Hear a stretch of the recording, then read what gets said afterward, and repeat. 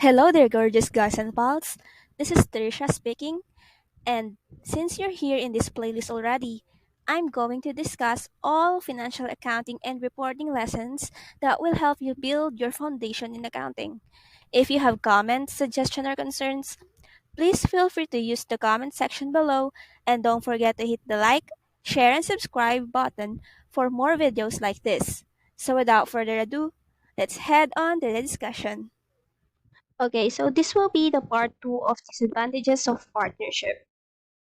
Okay, what's next? First is slower or difficult decision making. So making decisions can take longer than it would if you were operating a business as a solo proprietor. Because you need to communicate and debate issues with your partners. Will spend time trying to reach an understanding or consensus where you disagree. Then this could sometimes result in missed chances. It will more frequently irritate a partner who is accustomed to making all the decisions for their company. Next is profits must be shared or gains or profits must be distributed. On a fundamental level, a partnership's profits are divided among the partners, but a sole proprietor's firm's profits are entirely their own. Profits are distributed evenly by default under the Partnership Act of 1890, though this rule can be changed by a partnership agreement. Equitable profit distribution might bring up challenging issues.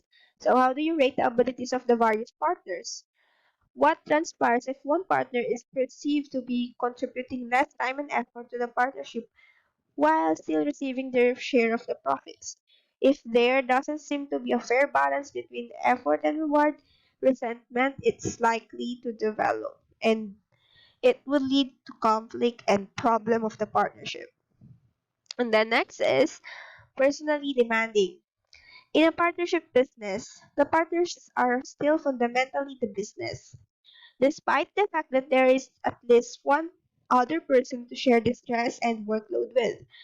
Particularly if you wind yourself covering for other partners who don't have a strong or of a work ethic, it can, I think, consume a lot of time and energy and upset your work life balance. And in contrast, it is simpler for the shareholders of a limited company to designate directors to run the company at least on a day-to-day basis. So that will be a disadvantage for a partnership. Next is taxation. So in the past, if a company produced more than a particular amount of profit, individuals may withdraw a mix of salary and dividends through a limited company without paying as much tax as they might through partnership draws. However, this discrepancy is much less pronounced since the dividends are no longer taxed as income. A limited corporation still offers more chances for tax planning than a corporate partnership.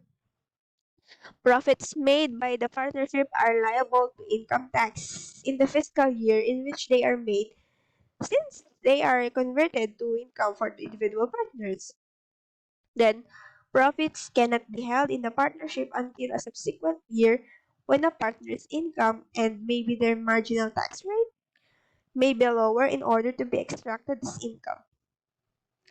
So, your unique situation will determine which business arrangements are the most tax efficient. Always seek the opinion of a expert who can provide guidance based on your unique situation. And the last is limits on business development. The growth of the majority of partnerships is constrained by a number of the additional drawbacks or disadvantages we've examined. Many businesses with moderate expansion expectations won't be concerned by that.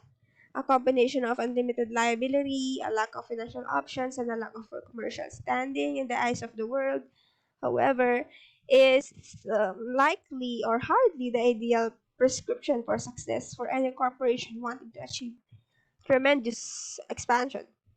So here too, the absence of legal individuality or is significant. Without it, the company is unable to acquire real estate, sign contracts, or borrow money on its own, which presents challenges that will get more difficult to overcome as the company expands. And Options for the partners to eventually leave the company and make money from it may be difficult, especially if the loss of one partner prematurely could mean the end of the company. Although selling a partner's portion of the partnership business is a possibility, um, exit strategies may be simpler to arrange in a limited company form. So that is all for the disadvantages of partnership. Let's head on to the next video. This is the end of this video for now. I hope you gained knowledge, and if you like this kind of topics, please comment and hit the like, share, and subscribe button for more videos like this. This has been Tricia, the head of accounting at Perlamy Group. Thanks for watching, and see you on the next video.